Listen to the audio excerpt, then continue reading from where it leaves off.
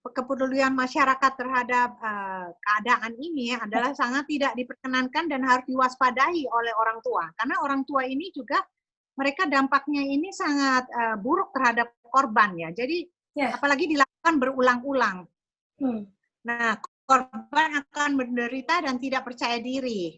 Berdampak juga terhadap kemampuan untuk bersosialisasi terhadap lingkungan sekitar. Jadi kita tetap bagaimanapun lingkungannya mereka dan orang tuanya mereka dan orang tua dari korban maupun dari pelaku ya. Jadi untuk itu orang tua harus dan keluarganya sangat mempengaruhi ya untuk menghindari bullying atau menjauhkan dari bully.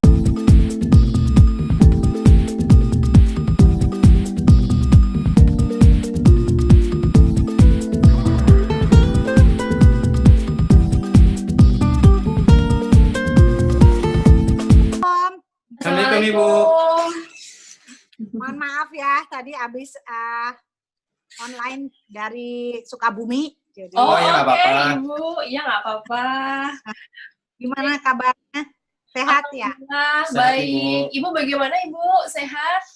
Alhamdulillah sehat walafiat ya. Iya. Keluarga sehat? Yang paling sehat, penting. Ibu? Ya, alhamdulillah sehat semua. Alhamdulillah. Maaf lahir batin ya. Iya Ibu. Maaf lahir batin. Mohon maaf. Oke. Oke, bisa mulai. Baik Ibu, terima kasih atas waktunya menerima undangan kami untuk sharing session hari ini ya Ibu. Salam kenal, saya Ima Fatia, co-founder dari Demi Satu Asa, kemudian Mas Ferdian, SO founder dari Demi Satu Asa Ibu. Iya. Oke. Untuk agenda hari ini, Bu, kita cerita santai, kita ingin berbincang dengan Ibu terkait dengan YAMSA Indonesia dan juga tentang Ibu, gitu, Bu. Nah, Cerita Asa menceritakan mengenai cerita tentang harapan Ibu. Jadi berbagi harapan biar bisa didengar oleh semuanya, Ibu. Ya, terima kasih ya kepada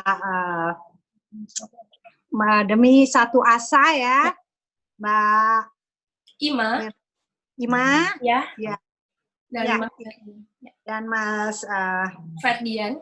Ya, Ferdian. Ya, untuk waktunya saya sudah diundang ya.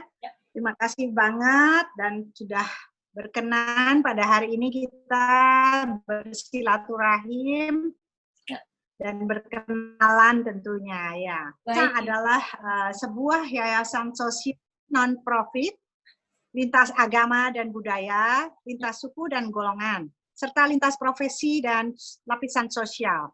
Awalnya saya ingin mendirikan YAMSA adalah karena prihatin sekali melihat kondisi anak-anak Indonesia yang sangat mengkhawatirkan, terutama kekerasan terhadap anak yang paling tinggi dan masih belum banyak yang tidak terekspos ya oleh media. Akhirnya pada November 2015 saya bersama teman-teman saya yang juga peduli terhadap anak kondisi di Indonesia mendirikan yayasan YAMSA ini, yaitu Abang Empok Sahabat Anak ya. Karena menurut kami dengan menjaga anak-anak ini, hal tersebut kita bisa menjaga juga anak Indonesia yang memang nanti adalah generasi bangsa ini ya. Jadi visi misinya adalah mengajak masyarakat untuk mendukung gerakan anti kekerasan terhadap anak-anak agar terwujudnya anak-anak generasi penerus bangsa Indonesia yang berkualitas, di mana mereka terlindungi, aman, dan mempunyai masa depan, masa kecil yang indah, sehingga berkembang menjadi generasi yang santun, generasi yang setara, sejati, dan tangguh. Baik Ibu. Ya. Kemudian Ibu melihat, tadi Ibu sudah menjelaskan mengenai YAMSA Indonesia sendiri ya Bu ya, kemudian motivasi Ibu dan teman-teman sehingga membuat YAMSA Indonesia Bu sebagai yayasan di Indonesia. Nah kemudian Ibu melihat kondisi anak-anak saat ini Bu ya, di Indonesia sendiri, bagaimana Ibu pendapat Ibu kemudian melihat ya tadi adanya kekerasan gitu, itu seperti apa Ibu dari pendapat Ibu? Ya. Pertama, anak-anak Indonesia ini sangat butuh contoh ya, atau figur untuk bisa mereka semangati, kita menyemangati, dan ada kemudian mereka ambil motivasinya, ambil spiritnya untuk pijakan masa depan mereka. Karena sekarang ini terus terang TV-TV yang memang harusnya mereka bisa mengedukasi anak-anak dengan cara ya tidak kurang ya, masih belum ya. Jadi saya memang ingin memberikan menjembatani untuk bisa supaya anak-anak ini bisa terakses dengan mudah dan orang tuanya pun juga bisa kita edukasi programnya yang berkualitas ya, karena memang terus terang apalagi dengan keadaan sekarang sangat memprihatinkan ya, anak-anak kecil merokok, belum lagi mereka human trafficking ya, yang dijual oleh orang tuanya karena demi untuk mencari sesuap nasi ya. Jadi memang ini semua yang kita harus perhatikan, karena memang kalau bukan kita bersama teman-teman, siapa lagi? Kalau bukan sekarang, kapan lagi? Jadi buat saya sudah saatnya untuk memberikan pertolongan dan edukasi kepada orang tua dan anak-anak ini. Yang korban. Baik. Nah, melihat tadi Ibu sudah menjelaskan mengenai kondisi yang mungkin kami bilang sedikit memprihatinkan ya Ibu ya, kondisi anak-anak sekarang gitu. Nah, kemudian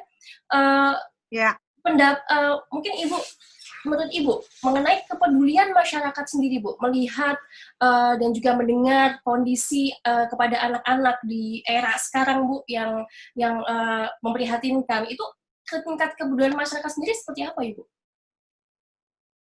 Iya, karena mereka terhadap kepedulian masyarakat terhadap keadaan ini adalah sangat tidak diperkenankan dan harus diwaspadai oleh orang tua. Karena orang tua ini juga mereka dampaknya ini sangat buruk terhadap korban ya. Jadi apalagi dilakukan berulang-ulang. Nah, korban akan menderita dan tidak percaya diri. Berdampak juga terhadap kemampuan untuk bersosialisasi terhadap lingkungan sekitar. Jadi kita tetap bagaimanapun lingkungannya mereka dan orang tuanya mereka dan orang tua dari korban maupun dari pelaku ya. Jadi untuk itu orang tua harus dan keluarganya sangat mempengaruhi ya untuk menghindari bullying atau menjauhkan dari bully. Kekuatan keluarga yang bahagia adalah pendekatan sekolah melalui hal-hal positif ya. Jadi tentunya seperti kegiatan ekstrakurikuler anak-anak ya, kita harus arahkan mereka kemana. Orang tua juga harus bisa diajak bicara bagaimana anak ini untuk berteman dengan siapa, dan untuk menonton TV-nya juga mereka kita harus tahu ya, karena harus diperhatikan bagaimanapun lingkungan itu mempengaruhi. Nah, karena kalau kita dengan orang tuanya masing-masing saling mengenal, insya Allah kita tidak akan terjadi yang namanya bullying atau anak-anak kekerasan terhadap anak ya, karena hak-hak anak itu memang juga ada. Jadi orang tua juga mesti tahu ya, kapan mereka harus main, kapan mereka harus bersama teman-teman, atau mereka harus belajar dengan hobi yang ada ya. Jadi kita harus tahu bagaimana mengedukasi orang tuanya juga dengan kerjasama dengan sekolah tentunya. Oke. Ibu, tadi Ibu menyinggung mengenai orang tua Bu ya, karena memang orang tua sangat berperan penting gitu ya Bu ya. Nah, korban-korban bullying, adik-adik dan anak-anak sekarang yang mungkin mengalami traumatik ya Bu ya, pasti mengalami traumatik, kemudian dari sisi tadi Ibu bilang juga akhirnya merambah dari sisi sosial. Nah, ini mengacu kepada kesehatan mental adik-adik tersebut atau anak-anak tersebut yang mengalami bullying, begitu Ibu. Nah, menurut Ibu bagaimana melihat akhirnya kan akhirnya mengalami tekanan mental, maksudnya ya, terhadap akibat dari bullying tersebut gitu. Menurut Ibu bagaimana? Kemudian mungkin apakah ada dari sebuah program atau mungkin bagaimana tindakan langsung dari YAMSA Indonesia dan juga Ibu bisa menekan melihat keadaan seperti ini, Ibu? Ya, memang kita sedang membuat program di mana konseling anak-anak yang terkena bullying ya, seperti 911 ya, untuk agar mereka itu bisa memberitahu orang tuanya. Kadang-kadang mereka yang dibully ini karena diancam, jadi takut ya. Jadi buat saya termasuk anak yang dibully karena waktu itu jadi saya punya pengalaman sendiri yang memang mereka itu biasanya yang ngebully itu karena mereka dari kakak kelasnya ngebully, jadi seperti turun-temurun. Nah ini yang harus kita antisipasi ya, karena memang orang tua ini harus diberikan mengenal anaknya lebih dalam ya, karena anak saya pun juga pernah dibully. Jadi memang ini bahaya sekali ya. Jadi di sekolah itu guru juga tidak hanya mengajar, tapi mereka juga harus tahu bagaimana murid itu bisa mengadu kepada guru agar supaya tidak terjadi hal-hal yang tidak diinginkan. Jadi kita bisa mencegah. Nah, itu yang kita harus lakukan. Jadi dengan kampanye anak-anak tidak perlu takut.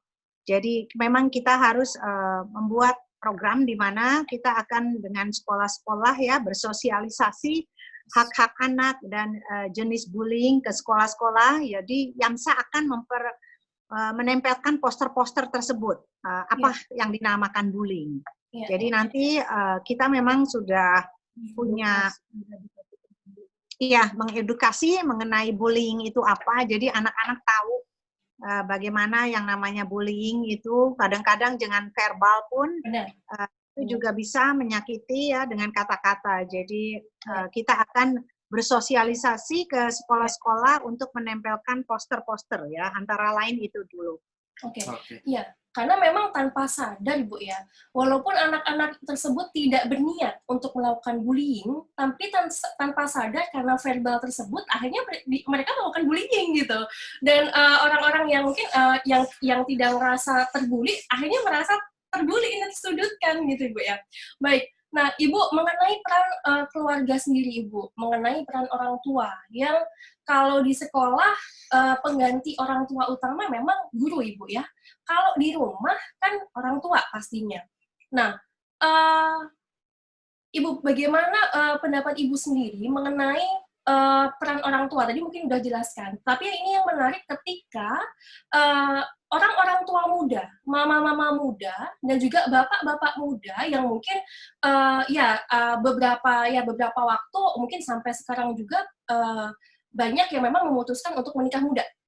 Kemudian sudah akhirnya yang melahirkan anak, dan kemudian akhirnya mau nggak mau memang mengharuskan untuk mendidik anak begitu. Nah, itu bagaimana Ibu? Ya, sebetulnya sih bagaimana orang tuanya ya, karena kan untuk mereka mempunyai anak itu mereka harus punya tanggung jawab. Jadi ibaratnya anak ini kan anak mereka, jadi mereka juga harus kita kasih edukasi di mana anak itu adalah titipan ya. Jadi memang kalau orang tuanya sudah siap atau tidak siap, mereka harus punya tanggung jawab ya, karena memang bagaimanapun mereka harus bisa untuk dalam arti kalaupun orang tuanya sibuk, paling enggak mereka harus punya orang yang bisa teman yang bisa memang gimana sih sharing ya, untuk supaya bisa saling tukar pikiran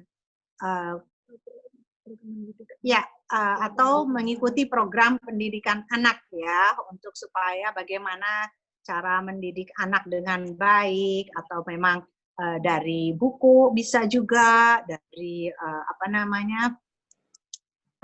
website atau dari televisi ya. Jadi memang sebetulnya kita juga yang harus mencari untuk bagaimana caranya, jadi jangan putus asa, karena bagaimanapun ini anak adalah tanggung jawab orang tua. Nah, tapi memang lingkungannya juga harus bisa memberikan masukan ya positif. Jadi memang kembali lagi ya keluarganya ya, tentunya kalau memang belum siap punya anak, tapi kan kita ini nggak bisa dikembalikan lagi nih. Tapi kan memang ya tujuannya anak ini apa? Titipan, karena memang semuanya ini harus dicari solusinya. Jadi harus bisa menyelesaikan masalah itu ya dengan tentunya dengan konseling dengan guru, dengan konseling ya. Jadi yang bisa kita konsultasikan. Jadi kita nggak perlu harus putus asa, tetapi ya memang ini YAMSA memang ingin memberikan program di mana ibu-ibu yang memang tidak mendapatkan edukasi bagaimana mendidik anak, nanti kita akan memberikan pelatihan-pelatihan. Jadi kita akan memberikan seperti seminar ya kepada ibu orang tua, bagaimana menghadapi anak remaja, bagaimana menghadapi anak yang insya Allah melalui YAMSA kita dapat membantu dengan program anak-anak itu bisa menjadi baik akhlaknya ya. Karena yang sekarang itu memang problemnya adalah akhlak ya. Yes. Jadi banyak sekali anak pinter tapi mereka tidak mempunyai attitude yang baik. Itu yang perilaku ya. Ya, etika. Ya, jadi ini yang membahayakan. Jadi kadang-kadang orang tua ini sekarang lebih banyak, aduh anak saya juara, anak saya ini, anak saya itu, tapi tidak mengetahui keadaan anaknya ternyata tidak berkelakuan baik. Nah ini yang berbahaya, karena supaya kalau EQ-nya benar, udah pasti IQ-nya benar gitu. Jadi kita jangan dibalik. Jadi harus EQ dulu, baru itu otomatis dia ber-IQ. Gitu. Benar Ibu. Ya. Okay. Peran dukungan dari pemerintah terhadap YAMSA itu seperti apa, Ibu? Pada dasarnya bukan tupoksi saya untuk memberikan komentar ya, karena sejauh mana peran pemerintah. Tapi sejauh ini saya rasa pastinya pemerintah sudah memikirkan program-program yang mengedukasi keluarga. Ya. Keluarga bahagia ya, keluarga harmonis itu seperti apa, dan langkah-langkah pencegahan serta penanganan jika anak-anak mengalami bullying itu atau hal-hal yang kurang baik di lingkungannya, pasti sudah. Tapi memang tentunya kita juga harus bersama-sama tetap selalu mengingatkan ya. Jadi nggak hanya mengandalkan pemerintah, tapi memang lingkungan sekitar kita itu harus mendukung. Dengan siapa kita bertetangga, dengan siapa anak-anak bermain. Nah ini ibu terutama ya, karena harus mengetahui anaknya dengan anak yang baik atau anak yang kurang baik, tapi kita bisa mengetahui karena kita bisa menasihati anak-anak itu. Jadi sebaiknya memang ibu ini harus quality time dengan anak-anak. Ya. Iya. Ini perbincangan yang menarik Ibu ya, karena memang kalau satu orang aja itu mungkin nggak akan bisa, Bu ya. Mengandalkan satu orang aja mungkin nggak akan bisa, dan memang harus bersama-sama gitu. Ya tadi pemerintah juga, maksudnya itu harus ada peran serta ya ibu-ibu dan kita-kita juga begitu Bu ya. Baik. Nah kemudian Ibu, tapi kan itu sangat susah ya. Nah sangat susah untuk menyadarkan dan membuka sendiri, membuka mata lah ya, untuk kepada masyarakat lebih peka terhadap kehidupan anak sendiri gitu. Nah Ibu, ini sekarang mungkin ya sekarang masa-masa transisi ke era new normal Ibu. Ya, masa-masa transisi adanya pandemi, kemudian yang mungkin sudah berjalan lah sampai sekarang gitu. Ibu, apakah dari perannya ya dari YAMSA Indonesia, kemudian teman-teman yang ada di sana, apa yang dilakukan gitu? Apa mungkin kontribusi nyata yang pada saat ini menjaga tawa sehingga mereka ya tetap terlaksana seperti Ibu? Oke. Ya. Pertama-tama anak Indonesia, bagaimana tawa anak itu adalah tawanya orang tua ya. Jadi sehingga penting bagi orang tua untuk memberikan satu pola pendidikan yang membahagiakan. Dan kalau ada masalah dikecilkan, jangan berdebat di depan anak, berantem ya, ibaratnya kita lagi berbeda pendapat dengan bapaknya, jangan sampai di depan anak ya, karena itu bagaimanapun psikologisnya anak akan trauma dia. Nah, belajar mencari solusi dan mengedepankan akhlak. bangun suasana di rumah dengan hal-hal yang menggembirakan, yang positif ya. Pelajaran dasar dari anak-anak adalah dari rumah ya. Kita bisa ajak sholat bersama bagi yang beragama Islam ya, berjamaah. Dan orang tua juga perlu belajar. Jadi kita selalu berinteraksi dengan anak, bagaimana yang anak-anak suka ya. Untuk itu memang usahakan anak-anak itu dalam suasana kebatinan yang menggembirakan. Jadi kalau ada masalah dilatih untuk mencari solusi. Jadi biasakan anak-anak itu untuk berterus terang. Karena dengan dia berterus terang itu, insya Allah dia bisa bertanggung jawab dimanapun dia berada, dia akan tetap tenang hatinya. Karena memang solusinya itu orang tua memberikan perlindungan kepada anak itu dengan cara ya pendekatan ya. Jadi kita harus selalu memberikan ketenangan ya, karena anak saya yang kecil Sulaiman itu umurnya 8, tapi dia juga untuk memberikan pengertiannya memang berbeda. Ya, jadi kita harus tahu caranya.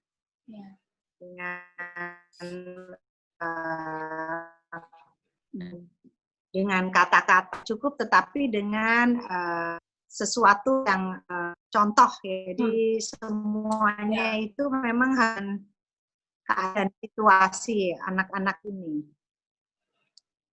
Oke. Ya.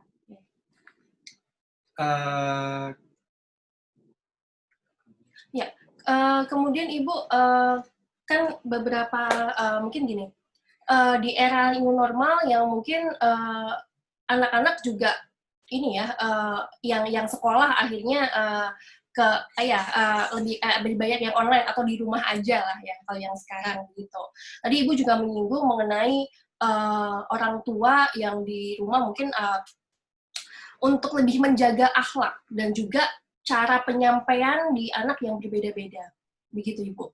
Nah, tapi anak terkadang nih Bu ya, kita bicara dari sisi anaknya ya sekarang ya. Jadi anak sekarang lebih ya beberapa mungkin ada mempunyai ini ya, kalau anak-anak di usia kecil sampai 5 tahun itu kan ya dia lebih haus gitu ya. Saya kebetulan juga punya adik gitu.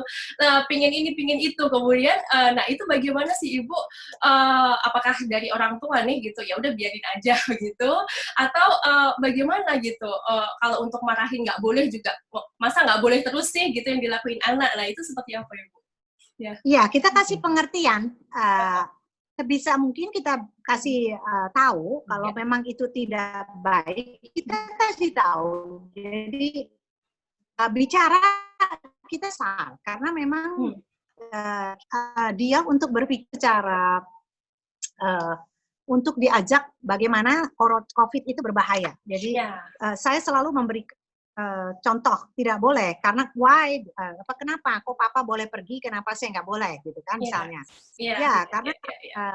Karena kamu masih kecil dan kamu daya tahan tubuh nanti kalau kuman-kuman. Jadi memang semua penyampaiannya itu memang harus dengan secara disesuaikan umurnya. Jadi akhirnya dia lama-lama dia mengerti kalau COVID itu adalah berbahaya dan semua orang stay at home, jadi nggak hanya kamu seorang ya. Benar.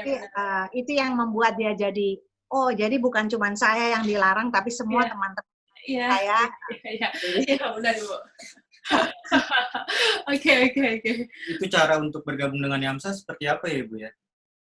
Kita bisa masuk aja ya, salah satunya bisa dengan menjadi relawan YAMSA ya, dengan mengisi form yang ada di website YAMSA, www.yamsaindonesia.org. Jadi nanti bisa selain itu masyarakat juga bisa berdonasi melalui belanja merchandise YAMSA untuk mendukung program YAMSA ya. Yakni kami kita anak Indonesia ya untuk melindungi masa depan serta hak-hak setiap anak Indonesia. Jadi kita punya program juga membuatkan gelang YAMSA, kita membuat bros Yamsa, kita membuat stiker ya, dan membuat kaos. Jadi untuk memberikan dana ini nanti akan kita sumbangkan untuk kayak kemarin kita sudah memberikan program Yamsa yang memang kita membantu PAUD-PAUD yang mereka tidak punya seperti meja tulis, nggak punya. Jadi itu Yamsa bisa memberikan meja tulis buat mereka karena selama ini mereka di bawah belajarnya di lantai. Kita berikan meja belajar, kita berikan sesuai dengan kebutuhan yang mereka. Nah, jadi kita tidak memberikan uang, tetapi kita memberikan yang mereka butuhkan. Jadi ya untuk memberantas program buta huruf ya, karena sekarang ini saya sangat miris, sedih banget, banyak sekali anak-anak yang umur 13, umur 18, mereka belum bisa baca ya. Itu berarti kan selama ini banyak sekali yang memang kita tidak tahu persis ya. Jadi insya Allah dengan adanya Yamsa, kita bisa membantu anak-anak Indonesia untuk bisa membaca, untuk bisa bersekolah dengan layak ya, dan mereka mendapatkan gizi, minum susu, kita berikan susu gratis, kita berikan permainan yang memang agar mereka juga bisa menyalurkan bakatnya ya.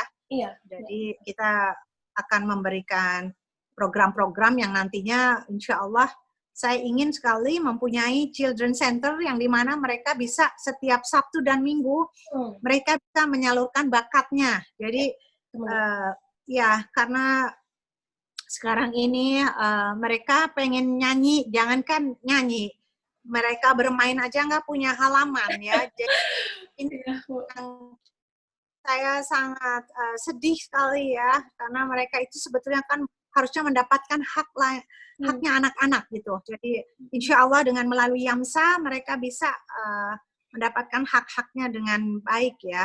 Mudah-mudahan ini yang kita sedang lakukan ya. Insya Allah program wirausaha juga agar mereka walaupun dari kecil bisa mandiri dengan keterampilan masing-masing. Jadi kita akan mengajarkan mereka gak hanya nanti udah besar, karena memang saya ingat anak saya yang dulu nomor 1 sama nomor 2 ya, mereka dari SD itu bisa berjualan dengan teman-temannya, jualan stiker, terus nanti dia bikin es teh manis ya. Jadi dari kecil kita tanamkan entrepreneur ya, berwirausaha. Jadi insya Allah mereka bisa bertumbuh dengan jiwa yang mandiri ya. Itu yang kita akan tanamkan dari kecil. Ya, memang benar Ibu. Ya maksudnya anak di usia dini itu memang akan menjadi trigger ya, atau memang penentu untuk anak itu berkembang di masa depan gitu. Jadi tadi Ibu sempat bersinggung juga mengenai buta huruf, kemudian orang melek membaca, bagaimana anak-anak bisa mengerti tentang situasi keadaan di sekarang kalau nggak melek, Bu. Itu menarik sekali, Bu. Gitu. Semoga terlaksana dengan lancar ya Ibu ya untuk Yamsa Indonesia sendiri, Bu. Kegiatannya. Gitu. Baik Ibu. Kemudian kalau himbauan Bu terhadap masyarakat sendiri mengenai yang masih kurang peduli. Ya, yang masih kurang peduli. Tadi dari sisi Yamsa Indonesia yang mempunyai semangat ya, gitu, semangat untuk melihat kondisi sekarang. Tapi masyarakat di sana ada yang masih kurang peduli terhadap tumbuh kembang anaknya sendiri, begitu Bu? Ya tentunya ini kita harus bersama-sama ya, tidak bisa kita sendiri. Jadi kita harus memantau tumbuh kembang anak harus dilakukan terus-menerus. Jadi nggak cuma sekali-sekali. Pendidikan lewat RT RW ya juga harus bagus ya, karena memang kalau RT RW-nya terus peduli ya dengan pelatihan guru PAUD, pelatihan pengasuhan ya, dan anak dan parenting tentunya ya, dan perlu kerjasama berbagai unsur masyarakat dengan ibu-ibu PKK juga ya, serta lembaga pemerintah atau swasta supaya anak-anak Indonesia mendapatkan hak-hak mereka sehingga mereka merasa bahagia tinggal di Indonesia. Jadi memang harus lingkungan sekitar yang harus terus tetap ya, makanya di dalam Islam itu kita harus bertetangga 40 rumah itu harus tetap bersilaturahmi, saling mengenal, saling mengetahui ya, inilah yang kepedulian, empati kita. Iya. Jadi ya itu yang saya terus akan kampanyekan dengan apa namanya, terus kepada masyarakat, ayo ibu-ibu, ayo kita harus membuat anak-anak ini adalah masa depan Indonesia. Kalau bukan kita, siapa lagi? Jadi kita harus terus berkolaborasi dengan dengan ibu-ibu. Ya, terima kasih banyak. Ini mungkin ada penutup dari kami, ada sedikit syair gitu untuk sebagai pesan ya Bu ya, mengenai anak-anak dan juga pesan kepada orang tua. Oke, mungkin saya ingin bacakan dulu Mentari Kebebasan. Anak-anakmu adalah mentari. Kehidupan mereka lahir melaluimu, tetapi bukan dari kehendakmu. Buatkan rumah untuk raganya dan juga jiwanya. Mereka hidup untuk merindukan kehidupan, bukan penghidupan. Jangan kekang raganya, jangan pula batinnya. Jaga tawa, jaga mereka tetap bersama. Karena mereka insan yang menginginkan kebebasan. Terima kasih. Terima kasih banyak Terima kasih Ibu, banyak Ibu untuk waktunya hari sharing-sharingnya. Sama-sama, mudah-mudahan ini adalah membuat orang tua yang apa namanya semuanya khususnya para keluarga Indonesia bisa membangun suasana kegembiraan di rumah ya. Dimana gunakan kalimat positif ya, usahakan jangan marah-marah kepada suami di depan anak, itu jangan pernah. Karena diberikan apresiasi jika anak berprestasi, karena untuk menumbuhkan kepercayaan dirinya ya. Dan jangan menggunakan kekerasan fisik dan verbal jika anak itu salah, jangan pernah. Karena itu yang membuat mereka akan down ya, jadi nggak percaya diri ya. Jadi mari kita jaga dan berikan hak-hak anak Indonesia, anak ceria, orang tua bahagia, kami cinta Indonesia. Oke. Terima kasih Ibu. Terima kasih Ibu. Suatu kehormatan Ibu bisa sharing bersama dengan kami. Sama-sama. Ya, selamat sore Ibu. Assalamualaikum. Assalamualaikum.